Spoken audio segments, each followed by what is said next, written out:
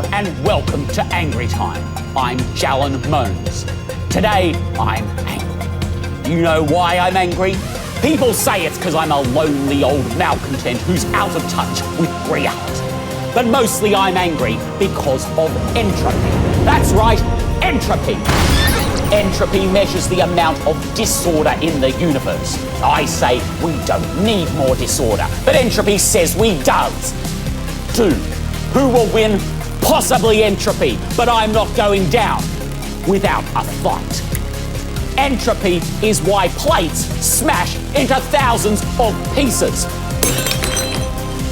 But why blueberries, sugar, flour, butter, and just a hint of cinnamon never assembles themselves into a blueberry pie? It's easy to make a messy plate, but not a nice clean pie. Not in my kitchen anyway. And all of this is due to one of those so-called laws of thermodynamics. So-called because they're actually laws of thermodynamics.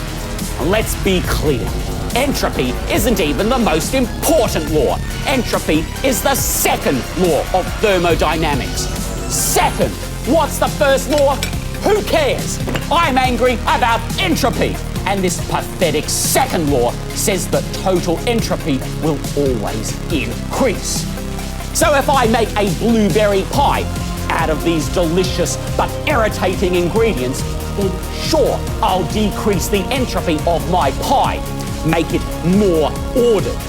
But the heat from the oven, the chopping of the fruit, and even the hot air from my mouth will make the rest of the universe more disordered, increasing the total entropy.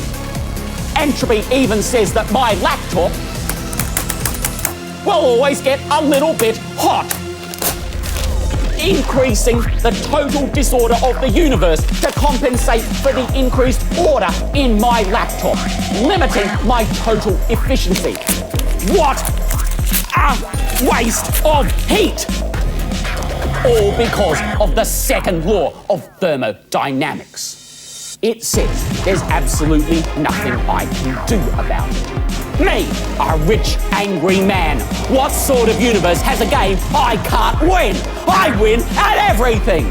What's the point in tidying my room if the very laws of physics say it's just going to get messy again? Now, of course, scientists will say that without entropy, there'd be no way for chemical reactions to know which direction to run, which would make life difficult.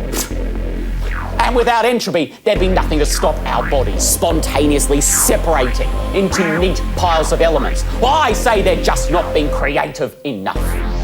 So I say to you, get out there and protest entropy. Tidy your room, sit quietly without talking, and make me a blueberry pie. Until then, stay angry.